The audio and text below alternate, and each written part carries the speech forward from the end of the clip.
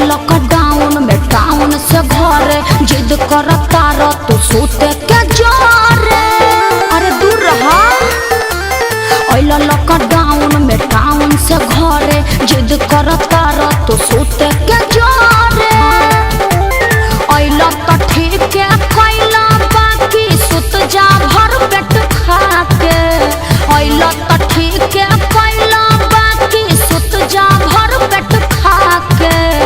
अरे बुझला जानी चुम्मा दे दा का जानी चुम्मा दे दा काहे मुँह में सैनिटाइजर लगा के।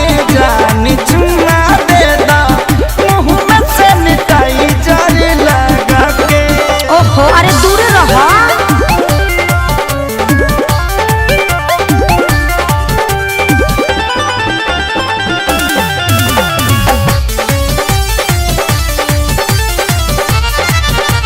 मिलल तनी छुट्टी आनी कसहु लुका के। अच्छा कटा करल आधा पेटा खा के। का बताई अच्छा कुछ दिन ना दूर हमसे रह पिया। देहिया पाया के जनी ढह पिया। पता बा हमारा काहे खातिर आइल बड़ो गुत्ता के।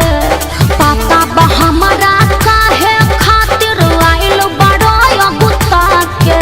जौन सोचत बड़ा ना होई। जानी चुम्मा दे दा चुप रहा।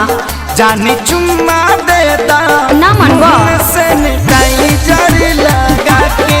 जानी चुम्मा दे दा मुँह में सैनिटाइजर लगा के। और जीत कहे पहले बड़ा।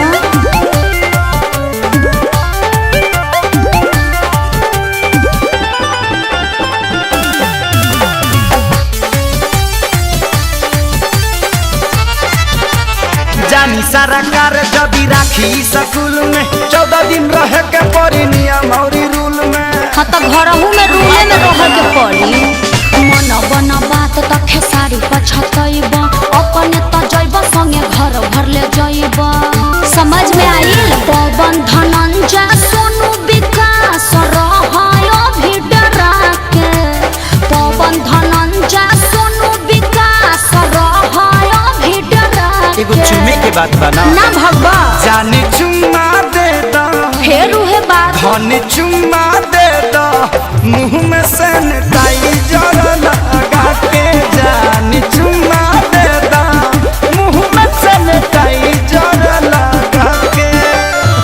लॉकडाउन में टाउन से घरे जिद करता रह तू सोते के जोरे।